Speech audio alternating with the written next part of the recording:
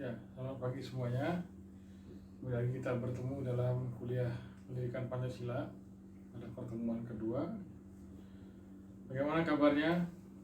Saya harapkan ya semuanya dalam keadaan baik-baik saja, sehat walafiat ya. Semoga kita semua selalu di bawah lindungan Tuhan ya, supaya kita semua selalu dalam keadaan sehat walafiat dan mudah-mudahan ya suatu saat kita bisa terlepas dari pandemi corona ini dan kita kembali beraktivitas seperti sedia kala lagi, sehingga bisa kuliah secara normal di kampus lagi. Amin. Baik, untuk hari ini saya akan menjelaskan tentang sejarah. Jadi minggu lalu kita sudah bicara pengantar ya, kemudian juga ada sedikit saya jelaskan tentang landasan pendidikan Pancasila. Nah, hari ini kita akan berbicara tentang sejarah. Bagaimana sejarah Pancasila itu? Bagaimana tinjauan Pancasila secara historis? Ya, ini hari ini kita akan bahas. Karena kalau kita lihat beberapa pandangan ya, dari mulai Bung Karno, beliau mengatakan jas merah, jangan sekali-kali melupakan sejarah. Artinya sejarah itu merupakan hal yang penting. Penting buat kita untuk kemudian menentukan langkah ke depan, maka kita harus belajar terlebih dahulu masa lalu itu seperti apa. Dan ada juga filsuf Yunani yang bernama Cicero yang mengatakan bahwa Historia Vitae Magistra, artinya sejarah memberikan kearifan, atau dengan kata lain sejarah itu merupakan guru kehidupan. Dengan belajar sejarah maka kita bisa memahami bagaimana kita seharusnya bertindak di masa depan. Dengan memahami sejarah masa lalu, ketika dulu, kalau misalnya kita lihat kan sekarang kondisi pandemi ini pernah dialami oleh dunia pada tahun 30-an, sekitar tahun 30-an ya, ada pandemi namanya flu Spanyol. Nah, kalau kita misalnya bisa belajar dari sejarah pandemi itu, bagaimana menanganinya, bagaimana menghadapinya, kemudian bagaimana lepas darinya, mungkin insya Allah ya, mudah-mudahan kita bisa menerapkannya untuk bisa bebas dari pandemi corona ini. Baik, kita lanjutkan ya. Untuk sejarah Pancasila, bagaimana kemudian kita bisa memahami ya, mengapa Pancasila itu menjadi dasar negara kita, menjadi ideologi bangsa dan negara, maka kita harus lihat sejarahnya seperti apa. Bagaimana, apakah betul berbagai nilai yang kemarin kita sebutkan, yang kita bahas di pertemuan pertama, yaitu nilai-nilai yang ada dalam masyarakat Nusantara, apakah betul memang sudah ada seperti itu, ataukah itu hanya sebatas klaim saja? Mari kita lihat. Ada beberapa contoh ya, saya akan coba kutip di pertemuan ini beberapa contoh bukti yang disampaikan oleh beberapa tokoh, pemikir, dan juga bukti-bukti sejarah ya, bagaimana nilai-nilai Pancasila itu memang benar-benar ada dalam masyarakat Nusantara. Mari kita lihat masing-masing sila seperti apa. Yang pertama adalah sila pertama, yaitu nilai ketuhanan yang Maha Esa, nilai ketuhanan. Dalam sejarah masyarakat Nusantara, kita bisa lihat bagaimana masyarakat Nusantara itu memiliki penghormatan terhadap tokoh-tokoh spiritual ya. Kalau dulu adalah Brahmana, kalau sekarang ulama, pendeta, dan lain-lain, itulah tokoh-tokoh spiritual ya, yang memiliki pemahaman spiritual lebih daripada masyarakat biasa. Pada zaman dahulu, tokoh-tokoh ini memang sudah dihormati, artinya sudah memiliki semacam penghormatan terhadap tokoh-tokoh yang memiliki pemahaman tentang ketuhanan ya. Mereka, tokoh-tokoh spiritual ini kan memiliki pemahaman lebih daripada masyarakat biasa terkait konsepsi ketuhanan ya, bagaimana esensi Tuhan seperti apa, dan mereka juga paham bagaimana caranya tata peribadatan yang seharusnya yang dipraktekkan oleh masyarakat Nusantara. Dan selain penghormatan terhadap para Brahmana berupa sedekah terhadap para Brahmana yang dipraktekkan oleh masyarakat Kutai, juga ada praktek budaya lainnya yang sampai sekarang mungkin masih ada, yaitu kenduri. Kenduri itu kan esensinya adalah berkumpul secara bersama-sama dan kemudian mengucapkan lafaz doa ya, berdoa bersama, bisa bersyukur terhadap apa yang telah dicapai, atau mungkin berupa mendoakan yang sudah berlalu ya, dan lain sebagainya. Artinya di sana ada perkumpulan, berkumpul bersama, kemudian ada doa yang dilafazkan. Dan kita juga bisa lihat di berbagai kerajaan pada masa kejayaan Nusantara itu ada dua kerajaan utama, yaitu Sriwijaya dan Majapahit. Dua-duanya juga berdasarkan atas dua agama resmi ya, yaitu Hindu dan Buddha. Agama Sriwijaya agama resminya adalah agama Buddha, Majapahit agama resminya adalah agama Hindu dan Buddha. Dua-duanya cukup dominan dalam kerajaan Majapahit. Nah, itu yang pertama, nilai ketuhanan ya. Jadi ada sedekah terhadap para brahmana, dan kemudian ada praktek kenduri yang sampai sekarang mungkin masih ada. Nah, bagaimana dengan yang lainnya, nilai Pancasila yang lainnya? Contoh lainnya adalah nilai kemanusiaan. Nah, ini kita bisa lihat bagaimana ya, ada semacam penghargaan ya, penghargaan terhadap manusia yang seperti yang dipraktekkan oleh kerajaan Kahuripan yang dipimpin oleh Raja Airlangga. Pada masa itu memang ada beragam, ada beragam agama, ada beragam kalangan rakyat, tapi Raja Airlangga saat itu cukup bijaksana untuk kemudian tidak membeda-bedakan antara kedua agama yang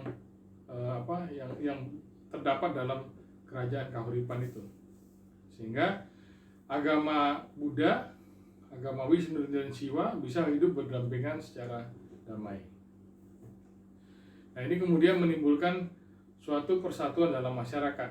Nah, ini nilai ketiga, yaitu nilai persatuan. Selain itu kita bisa lihat juga bagaimana nilai persatuan yang ketiga ini kita lihat dari Sumpah Palapa yang diucapkan oleh Gajah Mada atau Mahapati Gajah Mada, Mahapati Kerajaan Majapahit, yang bersumpah tidak akan makan palapa, ya, buah palapa, sebelum berhasil mempersatukan seluruh Nusantara. Ya, saya belum tahu bagaimana perjalanan sejarahnya, apakah Mahapati Gajah Mada pada akhirnya makan palapa ya. Ya, karena kalau kita lihat memang dalam sejarahnya Majapahit ini cukup luas, bahkan sampai ke wilayah Thailand ya, karena wilayah kekuasaan Majapahit. Itu yang ketiga ya, nilai persatuan. Berikutnya nilai kerakyatan atau nilai demokrasi. Bagaimana wujud nilai demokrasi dalam masyarakat Nusantara pada zaman dahulu kala? Nah, untuk ini saya mengutip salah satu pandangan ya, salah satu pandangan seorang filsuf Nusantara ya, yang bernama Tan Malaka. Dia berasal dari Minangkabau, Sumatera Barat. Nah, dia mengatakan bahwa dalam bukunya yang ditulisnya Gerilya Politik Ekonomi, beliau mengatakan bahwa dalam masyarakat Minangkabau zaman dahulu kala sudah ada forum yang bernama rapat. Forum ini adalah forum tertinggi. Di dalamnya ada berbagai kalangan, laki-laki, perempuan, tua, muda, semua bisa urun rembuk, sumbang saran ya, menyampaikan pendapat apa yang terbaik bagi masyarakat. Nah, kemudian setelah forum itu berdiskusi, berdialog, kemudian mencapai mufakat, semua masyarakat harus menjalankan apa yang menjadi mufakat atau keputusan bersama. Nah, inilah yang kemudian menentukan berbagai undang-undang ya, berbagai peraturan dan lain sebagainya. Di sanalah manifestasi dari nilai kerakyatan dalam masyarakat Nusantara. Nah, ini diperkuat juga oleh pandangan dari Bung Hatta ya, dalam bukunya yang beliau tulis, yang mengatakan juga bahwa memang ada forum yang bernama rapat itu, tempat berdiskusi berbagai kalangan untuk mencari solusi yang berbagai persoalan yang dihadapi oleh masyarakat suatu daerah. Ya, itulah nilai kerakyatan, berikutnya adalah nilai keadilan sosial. Nah, kalau untuk keadilan sosial berarti kan sila kelima ya. Nah, kalau kita lihat dalam sejarahnya ya, ada yang bernama tadi saya sebutkan ada Raja Airlangga dari Kerajaan Kahuripan. Ya. Pada tahun 1037 memerintahkan untuk membuat tanggul dan waduk demi pertanian rakyat. Sudah ada irigasi. Sistem irigasi yang dibangun ya, atas perintah raja. Tujuannya supaya masyarakat bisa mendapatkan pengairan yang cukup. Nah, ini kemudian menimbulkan kemakmuran dan kesejahteraan ya, yang dirasakan oleh rakyat Kerajaan Majapahit ya pasca Kerajaan Kahuripan ya. Dan juga pada saat Kerajaan Majapahit, kerajaan tersebut menjadi pusat pelayaran dan pusat perdagangan seluruh Asia ya. Bahkan hampir dari berbagai benua lainnya juga Majapahit itu menjadi pusat pelayaran dan pusat perdagangan. Ini pasca Kerajaan Kahuripan ya. Jadi Kerajaan Kahuripan kemudian rajanya memerintahkan membuat tanggul dan waduk dan rakyatnya menjadi sejahtera. Dan kemudian pada perkembangannya Kerajaan Kahuripan ini kemudian yang muncul adalah Kerajaan Majapahit ya, pasca Raja Airlangga. Dan Kerajaan Majapahit ini juga merupakan satu kerajaan yang cukup sejahtera ya, karena menjadi pusat pelayaran dan pusat perdagangan dunia. Ya, itulah berbagai nilai Pancasila dalam masyarakat Nusantara dalam sejarahnya. Artinya memang bukti-bukti sejarah sudah menyebutkan bahwa memang real adanya nilai-nilai Pancasila yang diklaim oleh para pendiri negara memang ada dalam masyarakat Nusantara. Itu salah satu contoh saja. Mungkin bisa nanti ada di mahasiswa sekalian mencoba mencari ya, riset, mencoba mencari apakah contoh-contoh lain dari berbagai nilai Pancasila yang sudah ada dalam masyarakat Nusantara. Nah, akan tapi pasca pasca Majapahit ya, Majapahit runtuh, Mataram Islam muncul ya, Demak, Mataram Islam, dan kemudian benar-benar hancur begitu rupa ya. Pecah dua, Mataram kan pecah dua kemudian menjadi Surakarta dan Yogyakarta. Nah, setelah runtuh dan terpecah belah itu, masuklah penjajahan bangsa asing. Masuklah kemudian pertama datang ke Nusantara adalah Portugis ya. Dan kemudian diikuti oleh bangsa Spanyol. Tujuan mereka adalah untuk mencari rempah-rempah. Mengapa rempah-rempah sangat mereka butuhkan? Karena sulit sekali ya di Eropa itu untuk menumbuhkan rempah-rempah. Apa saja contohnya? Misalnya seperti cengkeh, kopi, dan juga lada. Rempah-rempah seperti itu tidak akan mungkin tumbuh di Eropa yang mengenal 4 musim. Ada musim panas ya, ada musim gugur, musim dingin, dan musim semi. Nah, biasanya pada musim dingin tanaman-tanaman ini akan mati terlebih dahulu. Banyak yang pohon-pohon akan merontokkan daunnya ya. Karena pada musim dingin boleh dikata sinar matahari sangat minim, sehingga fotosintesis tumbuh-tumbuhan itu boleh dikata tidak begitu terjadi secara maksimal, sehingga lebih baik pohon-pohon itu mengurangi daunnya ya. Seperti kalau kita kan pas mau kemarau meranggas ya, kalau pohon-pohon di Eropa sana sebelum musim dingin merontokkan daun-daunnya. Nah, karena di Eropa itu sulit sekali tumbuh rempah-rempah, tapi mereka butuh rempah-rempah itu, maka mereka melakukan eksplorasi ke seluruh dunia untuk mencari rempah-rempah. Dan Nusantara terkenal sebagai wilayah yang memiliki banyak sumber rempah-rempah. Karena itulah awalnya mereka datang ya untuk berdagang. Portugis datang berdagang ya. Tapi kemudian pada perkembangannya Portugis ini tersingkir ya. Tersingkir, tidak berhasil menguasai Nusantara, tersingkir oleh serikat dagang ya, yang bernama VOC ya. Tapi Portugis berhasil menguasai Malaka. Nah, VOC ini dimotori oleh bangsa Belanda ya. Isinya adalah para perompak, mantan-mantan kriminal yang kemudian tergabung dalam serikat dagang Verenigde Oost-Indische Compagnie, artinya serikat dagang Hindia Belanda. Metode VOC berdagang ini menggabungkan antara metode kekerasan ya dan paksaan.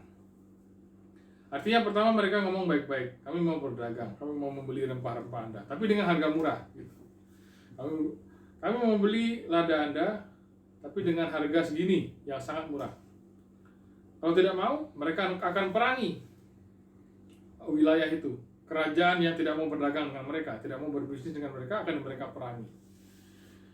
Nah, kalau ternyata kerajaan tersebut cukup besar, mereka akan mengadu domba kerajaan tersebut dengan kerajaan lainnya yang sekiranya mau menjadi sekutu mereka. Mereka kan bersenjatai kerajaan yang menjadi sekutu mereka.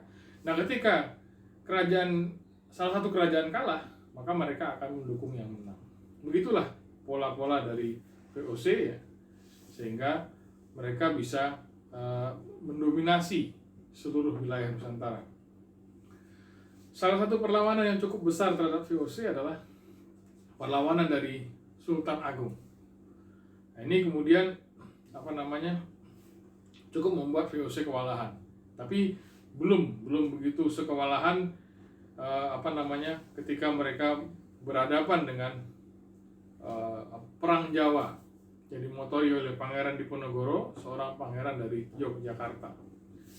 Nah, sebelum Pangeran Diponegoro ini ada berbagai perlawanan dari berbagai daerah ya, seperti di Makassar, Kerajaan Goa di bawah kepemimpinan Sultan Hasanuddin, Kerajaan Banten di bawah kepemimpinan Sultan Ageng Tirtayasa, dan kerajaan di wilayah Nusantara seperti Jawa Timur ya di bawah kepemimpinan Trunojoyo dan Untung Suropati.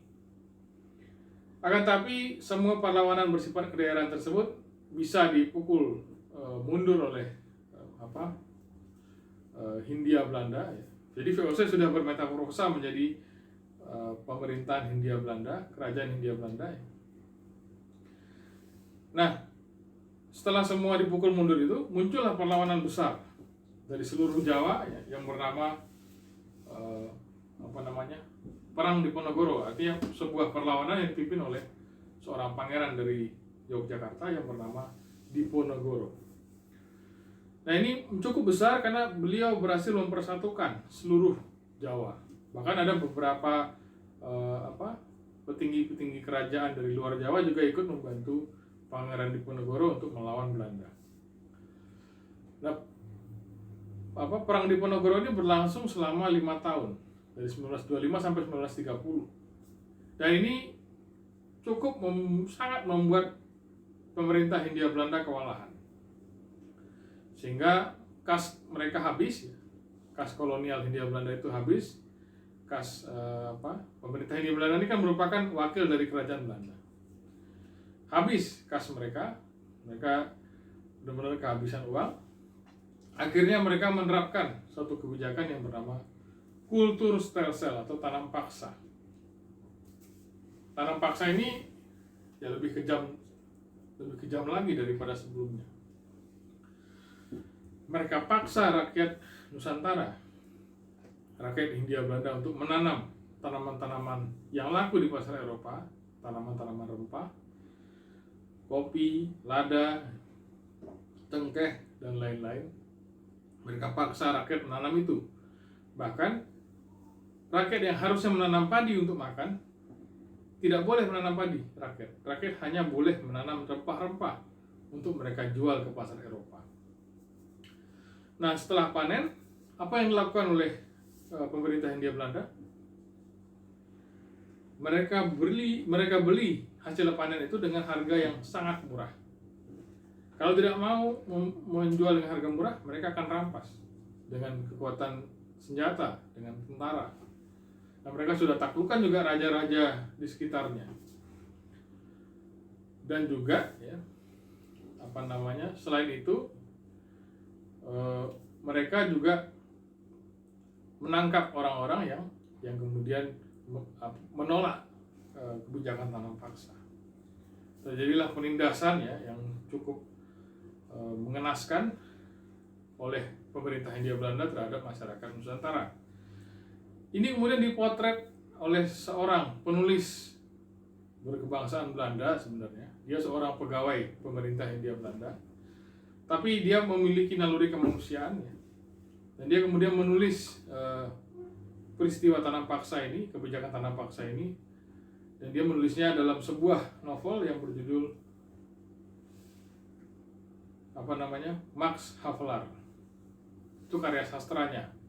Beliau bernama Edward Douwes Dekker, atau nama penanya adalah Multatuli. Max Havelaar berisikan deskripsi tentang kekejaman pemerintah Hindia Belanda terhadap rakyat Nusantara ketika menerapkan kebijakan tanam paksa. Saijah dan Adinda itu adalah tokoh dalam novel Max Havelaar tersebut. Nah, novel ini kemudian cukup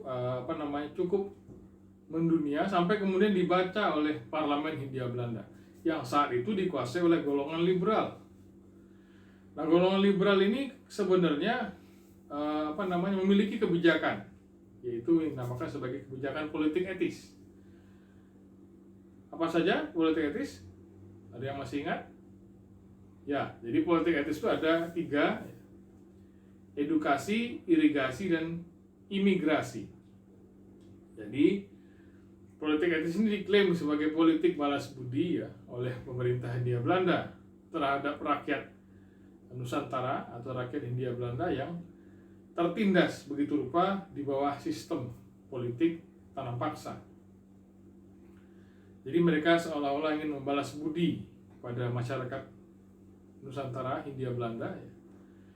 Dan mereka kemudian membangun sekolah-sekolah, membangun universitas-universitas. Dan selain itu mereka juga bangun pabrik-pabrik ya. Pabrik gula ya, pabrik susu ya, pabrik kopi, dan lain-lain. Nah, sebenarnya kalau kita lihat secara ekonomi politik etis ini bukan hanya sekedar balas budi sebenarnya, tapi mereka ingin mencetak tenaga kerja murah yang bisa mereka bayar murah tapi terampil. Dengan sekolah-sekolah ini mereka ingin mendidik masyarakat Nusantara supaya memiliki skill tertentu ya. Nah, kemudian setelah memiliki skill tersebut, mereka pekerjakan di pabrik-pabrik milik pemerintah kolonial Hindia Belanda dengan bayaran yang murah. Kalau perbandingannya, kalau misalnya ada yang suka baca novel ya, novel tetralogi Buru yang dikarang oleh Pramudia Anantatur, di sana dituliskan deskripsinya seperti apa, perbandingannya seperti apa. Pribumi Nusantara itu bahkan ada yang dibayar sebenggol. Sebenggol itu sekitar 10 sen per hari. Sementara orang Eropa, pekerja Eropa bisa mendapatkan 30 gulden sebulan. Artinya 30 gulden itu yaitu sama dengan 300 sen sebenarnya, 300 sen sebulan. Nah, perharinya berarti orang Eropa ya, 30 ya sekitar 3000 sen. 3000 sen, mohon maaf ya. Jadi 30 gulden itu 3000 sen. 1 gulden itu adalah 100 sen. Nah, orang Hindia Belanda pribumi hanya bahkan ada yang dibayar sebenggol sehari, 10 sen. Nah, sementara orang Eropa itu mereka dibayar minimal 30 gulden sebulan atau sekitar 3000 sen dalam sebulan mereka dibayar. Nah, di sanalah perbandingannya. Jadi sehari orang Eropa ya, orang Belanda itu bisa mendapat sekitar 100 sen. Jadi 1/10 yang didapatkan oleh orang Belanda atau Eropa itu adalah diperuntukkan untuk orang pribumi Hindia Belanda. Jadi mengapa mereka ingin mendidik pribumi ini supaya menjadi pintar? Supaya mereka tidak bayar mahal tenaga kerja itu. Daripada mendatangkan dari Eropa dengan harga mahal, mending mereka didik orang Nusantara, orang Hindia Belanda, dan kemudian dibayar dengan harga murah. Kalau kita baca di bukunya Pramudia Anantatur, tetralogi Buru itu ada Bumi Manusia, Anak Semua Bangsa, Jejak Langkah, dan Rumah Kaca. Dokter lulusan Stovia itu hanya mendapatkan sekitar 10 gulden sebulan, jauh di bawah upah dokter dari Eropa. Itu dokter ya, dokter lulusan sekolah dokter Hindia Belanda, Stovia, sekarang menjadi Fakultas Kedokteran UI ya. Dulu hanya dibayar 10 gulden sebulan. Tapi kalau dokter Eropa mungkin bisa berpuluh kali lipat mereka dapatkan. Nah itulah makanya mereka didik orang-orang pribumi Nusantara, tujuannya untuk bisa mendapatkan tenaga kerja terampil yang dengan harga yang murah. Nah di sisi lain,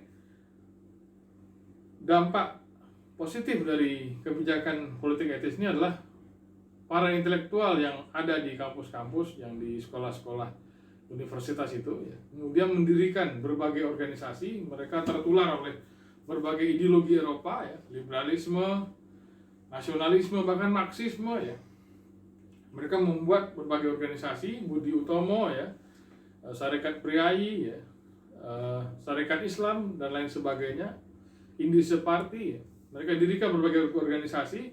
Nah inilah kemudian yang memotori perlawanan terhadap pemerintah Hindia Belanda secara modern.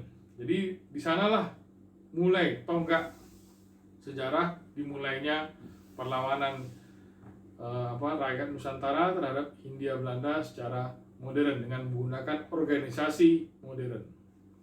Nah setelah itu muncul sebuah organisasi yang kemudian sekarang kita selalu peringati kemunculannya sebagai Hari Kebangkitan Nasional, yaitu organisasi Budi Utomo.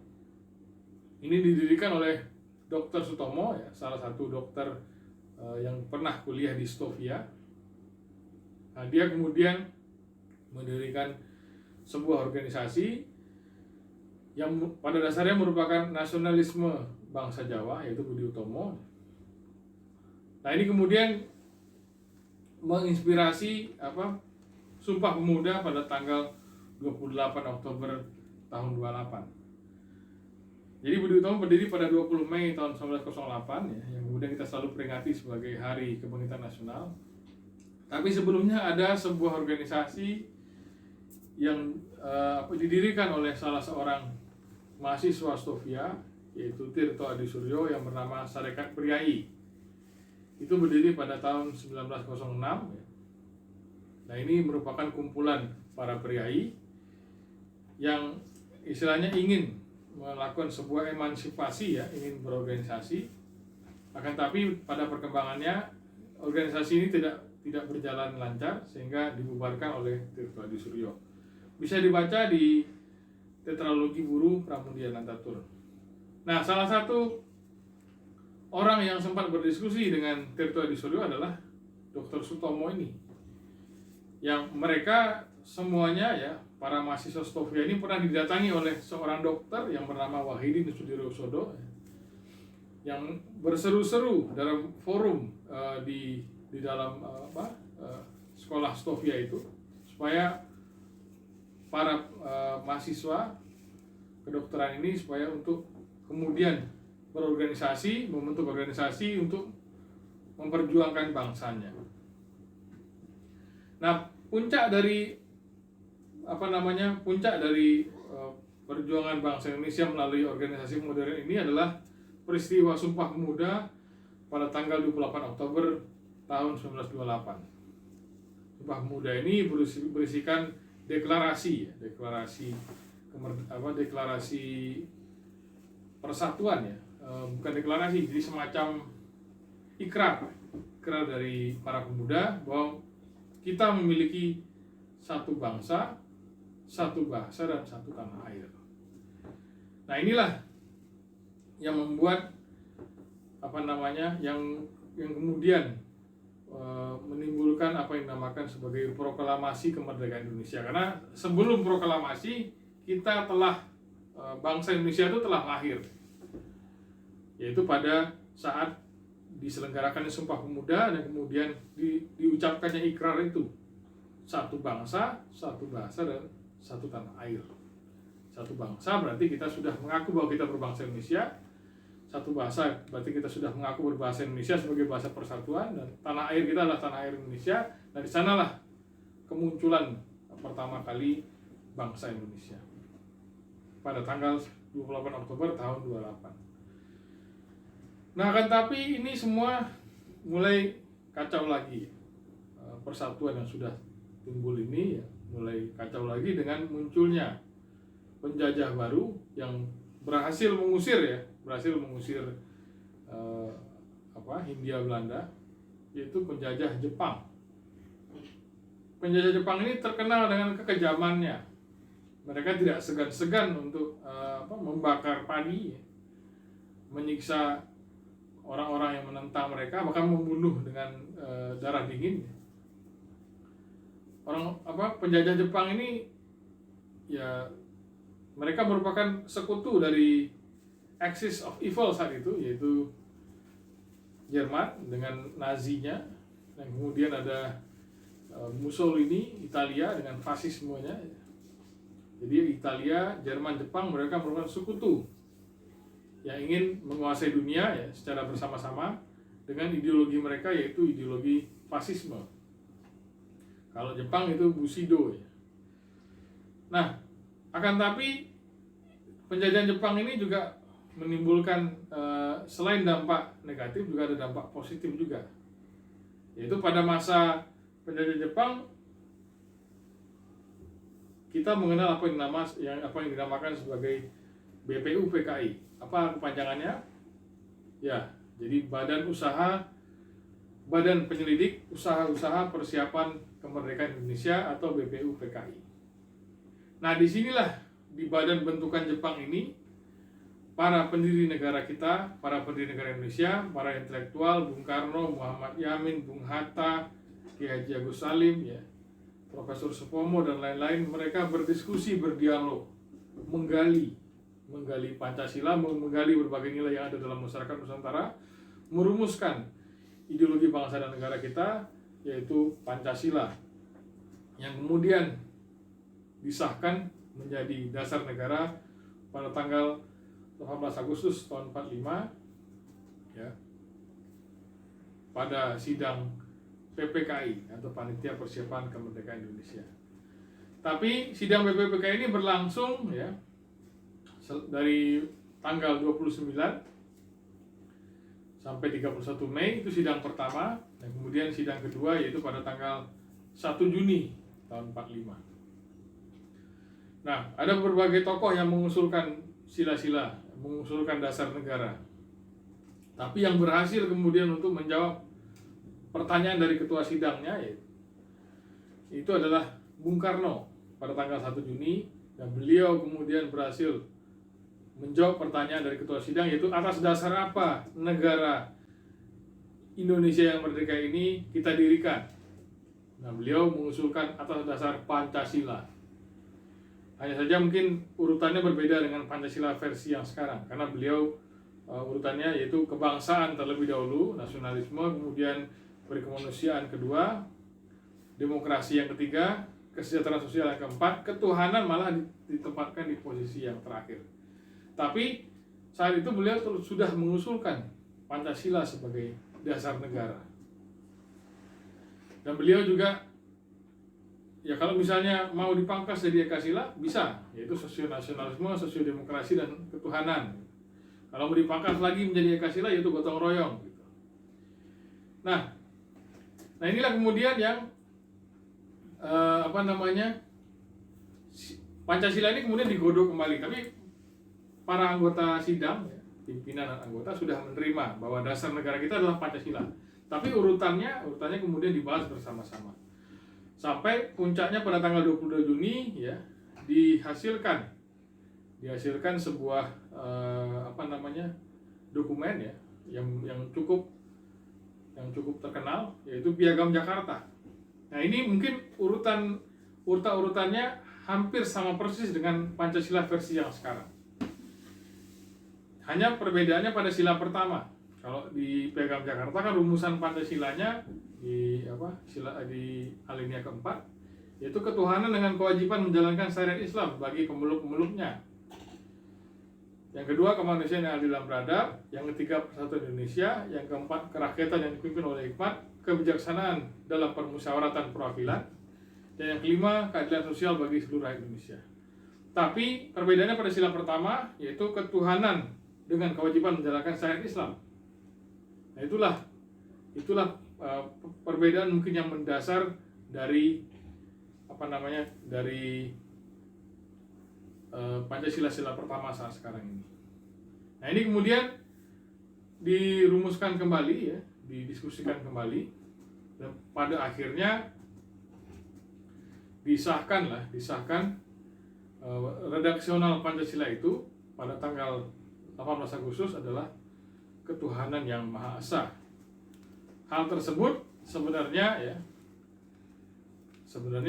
atas dasar saran dari berbagai kalangan, khususnya saat itu ada seorang tentara Jepang, kalau menurut Bung Hatta, ya, seorang angkatan laut Jepang yang datang ke Bung Hatta yang mengatakan pada beliau bahwa jika masih ngotot dipertahankan syariat Islam maka akan terjadi perpecahan bangsa. Maka lebih baik daripada kita terpecah belah, maka ambillah salah satu redaksional atau penyebutan silanya yang sekiranya bisa mempersatukan seluruh golongan. Akhirnya disepakati untuk menyebutkan sila pertama itu dengan ketuhanan yang Maha Esa. Nah, itu setelah proklamasi, ya. Akan tapi sebelum proklamasi ada berbagai peristiwa penting yang terjadi, yaitu BPUPKI kemudian dibubarkan oleh Jepang pada tanggal 9 Agustus 45. Sebagai gantinya dibentuk sebuah badan yang bernama PPKI. Nah, ini kemudian yang mengesahkan Pancasila dasar negara kita pada tanggal 18 Agustus. Dan pada tanggal 18 Agustus Jepang menyerah sepenuhnya pada sekutu. Nah, ini yang membuat Jepang gagal memenuhi janjinya untuk memberikan kemerdekaan pada Indonesia. Jadi Jepang itu sebenarnya ingin memberikan kita kemerdekaan, ingin bangsa Indonesia ini merdeka atas pemberian mereka. Tapi mereka inginnya kita bukan berbentuk negara republik, tapi berbentuk negara kerajaan, supaya mudah bekerja sama dengan mereka. Tapi di sisi lain bangsa Indonesia, ya, pada akhirnya dengan menyerahnya Jepang memiliki keleluasan untuk menentukan nasibnya sendiri, untuk menentukan kemerdekaan dan bentuk negara serta dasar negara. Nah, akan tapi terjadilah semacam perbedaan pendapat, silang sengketa antara Bung Karno, Bung Hatta dan berbagai kelompok pemuda, ya, kemudian menimbulkan peristiwa Rengas Dengklok. Jadi para proklamator kita itu kemudian diasingkan ke sebuah wilayah yang bernama Rengas Dengklok. Tujuannya untuk mengamankan para proklamator ini dari intervensi Jepang. Dan mereka, para pemuda, ingin supaya proklamator kita ini, dua orang ini, Bung Karno dan Bung Hatta, untuk secepatnya memproklamirkan kemerdekaan Indonesia. Dan ternyata esok harinya 17 Agustus disepakati untuk sebagai hari proklamasi kemerdekaan Indonesia. Dan pada malam harinya didiskusikan redaksional teks proklamasi, ya, yang cukup singkat. Jadi kami bangsa Indonesia dengan ini menyatakan kemerdekaan Indonesia, hal-hal yang mengenai pemindahan kekuasaan dan lain-lain diselenggarakan dengan cara seksama dan dalam tempo yang sesingkat-singkatnya. Jadi cukup sederhana, tidak panjang-panjang, hanya mungkin beberapa, sekitar 2-3 kalimat. Tapi maknanya cukup besar, ya, cukup luas maknanya. Artinya secara yuridis, ya, dengan proklamasi ini kita sudah mengaku bahwa kita tidak lagi berada di bawah hukum kolonial, bukan lagi di bawah hukum penjajahan bangsa asing. Nah, secara politis ideologis, proklamasi ini bermakna bahwa kita bukan lagi bangsa terjajah, tapi sudah menjadi bangsa dan negara yang merdeka. Nah, pada tanggal 18 Agustus kemudian terjadi sidang PPKI yang kemudian mengesahkan pembukaan Undang-Undang Dasar 45, yaitu yang isinya merupakan Piagam Jakarta dengan pengubahan dalam sila pertama, yaitu ketuhanan yang Maha Esa, ya. Jadi yang awalnya ketuhanan dengan kewajiban menjalankan syariat Islam, kemudian diubah menjadi ketuhanan yang Maha Esa. dan juga dipilih presiden dan wakil presiden Bung Karno dan Bung Hatta, dan kemudian dibentuk sebuah badan yang bernama Komite Nasional Indonesia Pusat, ya, yang sebenarnya merupakan badan musyawarah darurat. Awalnya dijadikan sebagai badan yang membantu presiden dan wakil presiden, tapi lama kelamaan diberikan wewenang untuk legislasi, diberikan wewenang untuk menentukan berbagai kebijakan, merumuskan peraturan dan undang-undang. Nah, inilah proklamasi kemerdekaan, ya. Nah, ini kemudian pada akhirnya kita menjadi bangsa yang merdeka, yang kemudian kita berhasil membentuk sebuah negara yang merdeka sampai sekarang ini, yang pada saat sekarang ini sudah sekitar 75 tahun ya kita merdeka. Ya, demikianlah untuk pertemuan hari ini, ya. Terima kasih atas perhatiannya. Untuk untuk absensinya bisa langsung di e-learning. Kalau misalnya tidak bisa di e-learning, nanti tinggal dicantumkan di grup WhatsApp. Nanti saya akan coba inputkan di e-learning. Terima kasih atas perhatiannya. Mohon maaf kalau ada kekurangan, ya. Sampai bertemu minggu depan. Selamat pagi.